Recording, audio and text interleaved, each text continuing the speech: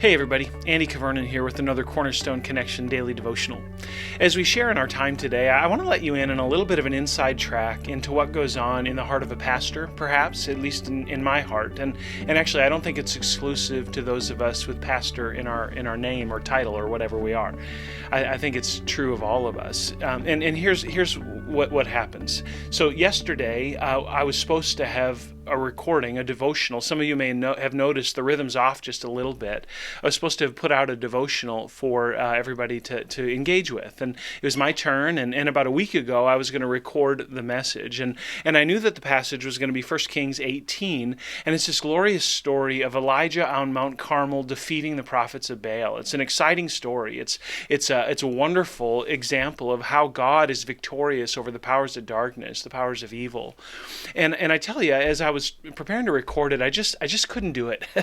I was in a place where I was a bit tired. I was feeling a little bit stretched and feeling like, man, I'm not feeling like Elijah on Mount Carmel right now, and I don't know how I'm going to do this in a way that's honest and genuine and is helpful to those who are listening. And so I'd rather just not record a devotional than put one out there that is just not necessarily indicative of what's going on in my heart. And so I didn't do it. And I was going to do it earlier this week, and it's been busy and whatever. We're all busy in different ways, but I just couldn't get myself to do it.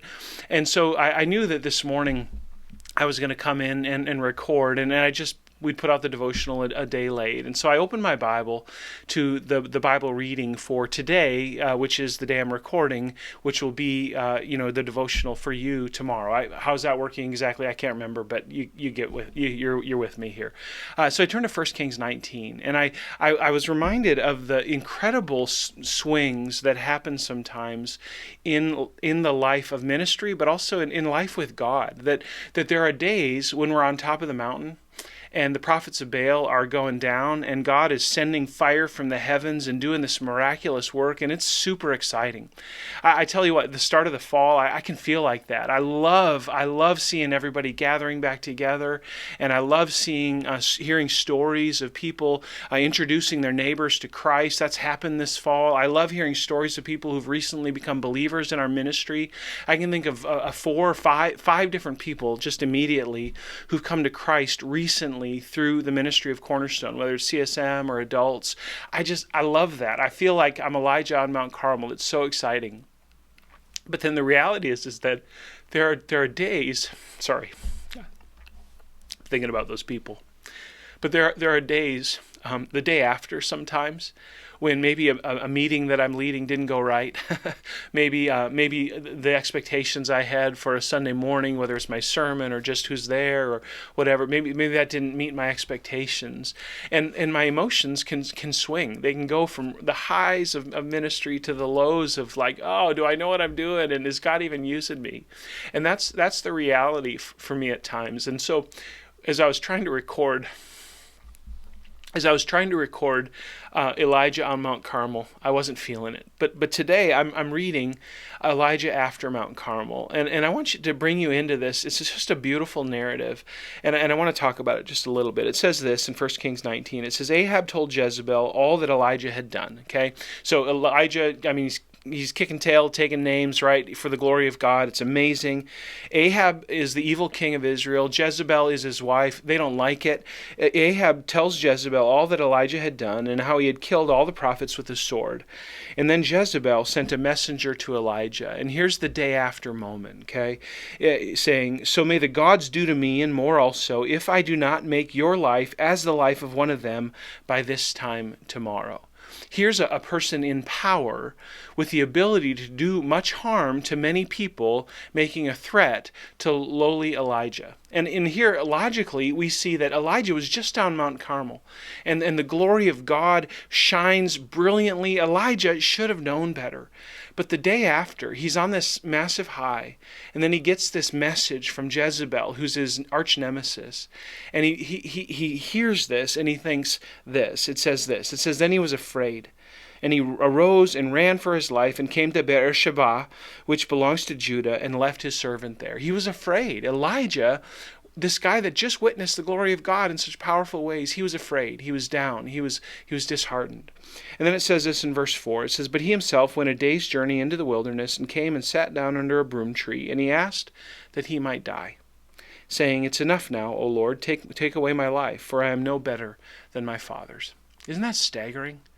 Isn't it staggering to think that this man who witnessed the glory of God in such profundity, the next day gets a threat from a person, albeit a person in power, but a person, and he goes into spiral mode and he tanks.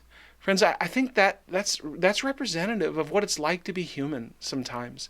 We struggle with our emotions. I think Elijah struggled with his emotions sometimes. I struggle sometimes with my own emotions. And here Elijah, he's sitting under the tree and he says, "God, I'm checking out. I'm done." Now, one might think that the God of the universe, who just did such amazing things for his own glory, but also on behalf of Elijah and his ministry, one might think God's getting a little frustrated. God's getting a little annoyed with this guy. And God might say, "Elijah, come on, man. I just brought you up on this mountain. I did all these things. Get your act together. Why don't you trust me?" But look what happens. Look what happens. It says this. It says, "And he lay down and he slept under a broom tree." Here he's exhausted. And he's sleeping under the broom tree. And it says, "And behold, an angel touched him.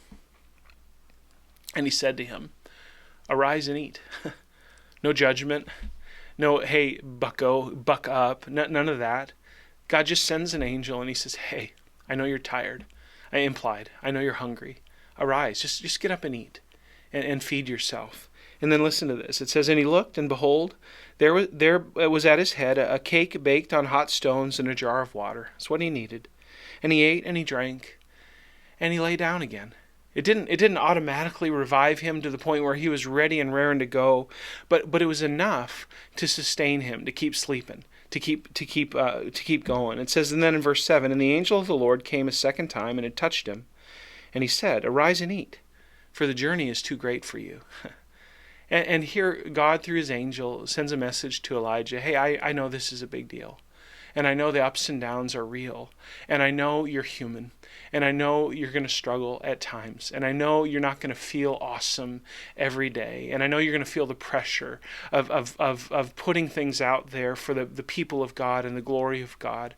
But guess what? I know it's too much for you. It's too much. The mission is too great. It's too much for you to do on your own." And so what does he do? He feeds him again. He just gives him enough food. And so Elijah arose and ate and drank. And he went in the strength of that food 40 days and 40 nights to Horeb, to the Mount of God. It was enough for Elijah to be sustained, and he could keep going.